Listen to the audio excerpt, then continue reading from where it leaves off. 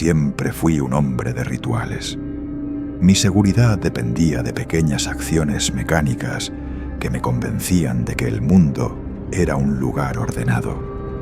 Revisar las llaves del gas, verificar que las ventanas estuvieran cerradas y, lo más importante, asegurar el pestillo de mi habitación.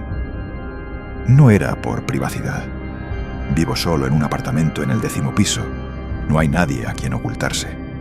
Era, más bien, un muro psicológico contra la inmensidad del pasillo. Pero hace 3 semanas, el mecanismo del pestillo se rompió.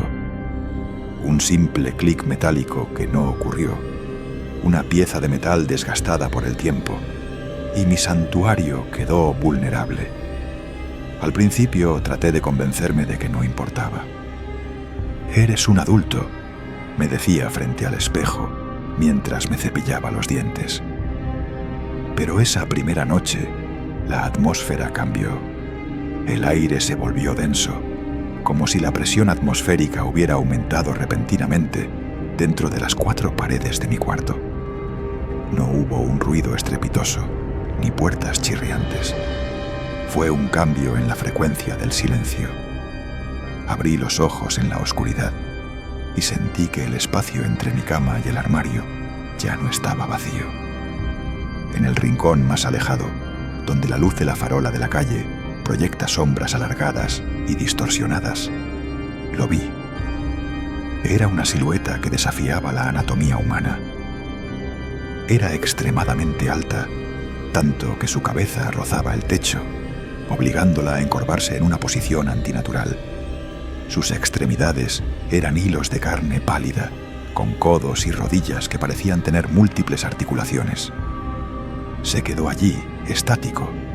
No respiraba, o al menos su pecho no se movía. Yo me quedé petrificado, con las sábanas apretadas contra el pecho, esperando un movimiento que no llegó en toda la noche. El sol salió, y la figura simplemente se disolvió en la claridad del día, dejando tras de sí un leve rastro de escarcha en el suelo. La segunda noche, la negación se convirtió en terror puro. Pensé en mudarme al sofá, en salir del apartamento, pero una fuerza invisible, una especie de parálisis de la voluntad, me obligaba a volver a mi cama. Al apagar la luz, la entidad ya no estaba en el rincón. Estaba a medio camino. La luz de la luna revelaba su piel. Era translúcida, como el papel pergamino mojado, permitiendo ver venas negras que latían con un ritmo lento y pesado. Su rostro carecía de rasgos definidos, excepto por una boca que se extendía de oreja a oreja, una cicatriz abierta que parecía albergar una hilera infinita de dientes pequeños y afilados. Entendí entonces la dinámica de esta intrusión. La entidad se alimentaba de mi conciencia de su presencia. Cada vez que mi mente aceptaba su existencia, él ganaba terreno. Intenté ignorarlo, cerrar los ojos con fuerza y pensar en paisajes soleados, en ruidos de ciudad, en cualquier cosa mundana. Pero el olor me traicionaba. Un aroma a moho antiguo, a tierra de cementerio recién removida, empezó a emanar de él. Escuché un sonido, un chasquido seco. Era su cuello girando, centímetro a centímetro, hasta que sus cuencas vacías se alinearon con mi rostro. Para la 3ª semana, la privación de sueño empezó a fracturar mi realidad. Ya no distinguía si estaba despierto o en una pesadilla lúcida. La entidad ahora pasaba las noches sentada en el borde de mi cama. Sentía el hundimiento del colchón bajo su peso inexistente. Sus dedos largos, terminados en puntas negras y duras, recorrían el contorno de mis piernas por encima de las mantas. Era un contacto gélido que me quemaba la piel. Una noche, el silencio fue roto por una voz. No venía de su boca, sino que resonaba directamente dentro de mi cráneo. Era una vibración que imitaba el sonido de las moscas atrapadas en un frasco. «¿Por qué no me miras?», susurró. «He esperado tanto tiempo para estar en la luz de tu mirada». El terror se convirtió en una náusea física. Intenté gritar, pero mi garganta estaba seca, como si hubiera tragado cenizas. Mi cuerpo se sentía pesado, como si la entidad estuviera drenando mi energía vital a través de esos roces nocturnos. Empecé a notar cambios en mi habitación. Las fotos en las paredes se volvían borrosas, los colores se drenaban hacia un gris sepia. El mundo exterior parecía una película lejana que ya no me pertenecía.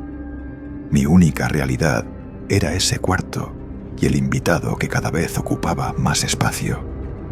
Anoche, la situación alcanzó un punto de no retorno. Ya no estaba sentado al borde. Estaba encima de mí. Se había posicionado a 4 patas sobre mi cuerpo, sin aplastarme, pero rodeándome con sus extremidades infinitas, como si fuera una jaula de hueso y piel muerta. Su rostro estaba a milímetros del mío. Pude ver el sudor frío de mi propia frente, reflejado en sus ojos negros y aceitosos. Su boca se abrió, y de ella no salió un grito, sino un aliento que olía a siglos de olvido. «Mañana», dijo la voz en mi mente, «ya no necesitarás el pestillo, porque ya no habrá una puerta que cruzar. Seremos uno solo en este ángulo muerto. Hoy el sol no ha salido. Miro por la ventana y solo veo una bruma espesa y gris. El reloj de la pared se ha detenido a las 3:33 de la mañana. He intentado salir de la habitación, pero el pasillo ahora es infinitamente largo, un túnel de sombras que vuelve a llevarme siempre a la misma puerta. He vuelto a la cama, no por miedo, sino por una extraña resignación. Me doy la vuelta y lo veo. Ya no está en el rincón, está bajo las sábanas, esperándome. Su sonrisa es más amplia que nunca, y por primera vez yo también siento que mis labios empiezan a estirarse de esa forma antinatural. El silencio ya no me asusta, porque ahora soy parte de él. El apartamento 4B no era una joya arquitectónica, pero por el precio no podía quejarme. Era un espacio de techos altos y molduras de yeso que delataban una elegancia perdida hace décadas.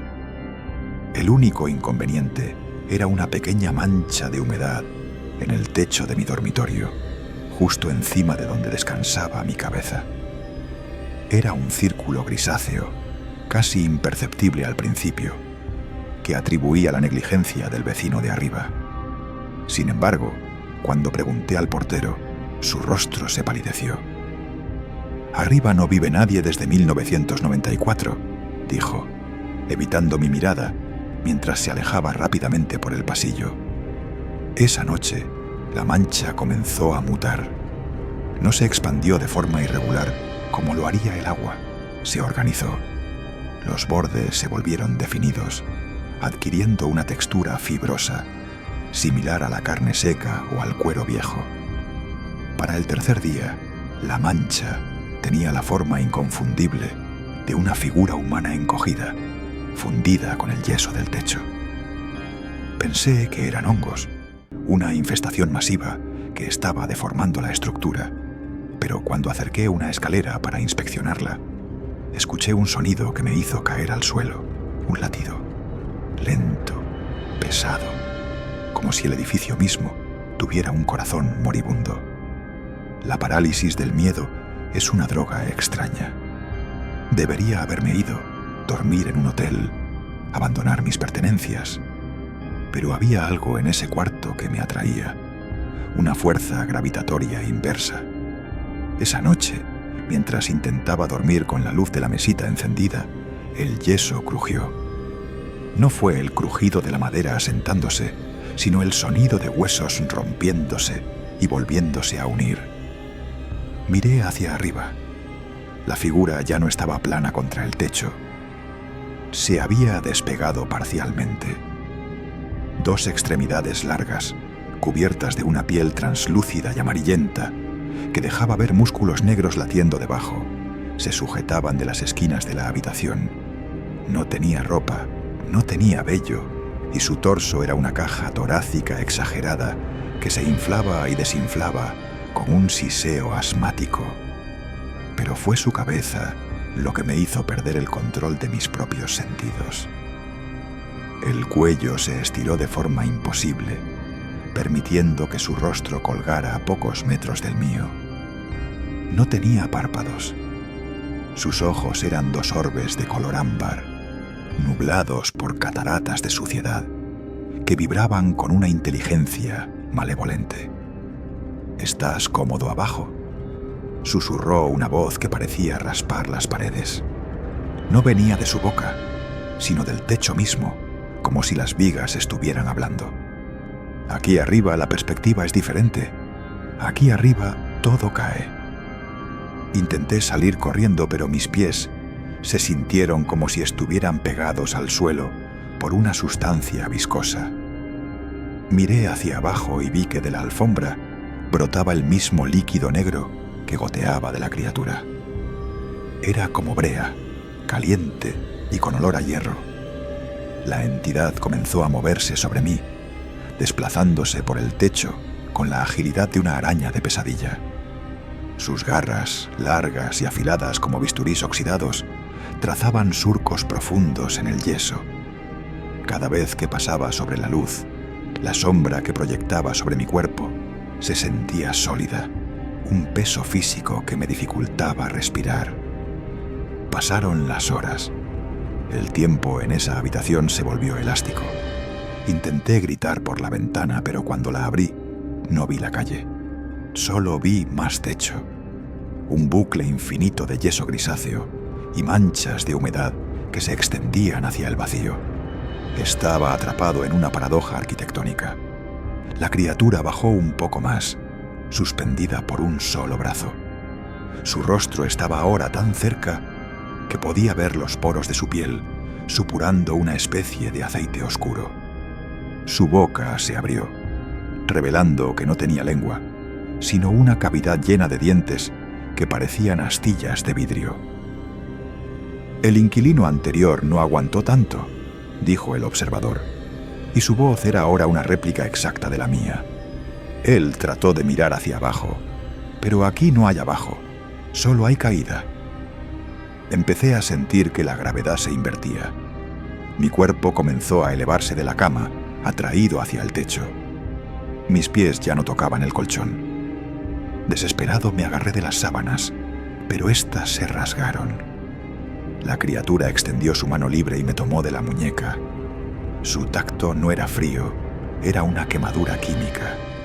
Me levantó sin esfuerzo, su fuerza era inhumana. Mi rostro quedó frente al suyo y pude oler el vacío de sus pulmones. Miré hacia lo que antes era el suelo. Ya no estaba mi habitación. Había un abismo infinito, un cielo negro donde las estrellas eran manchas de humedad.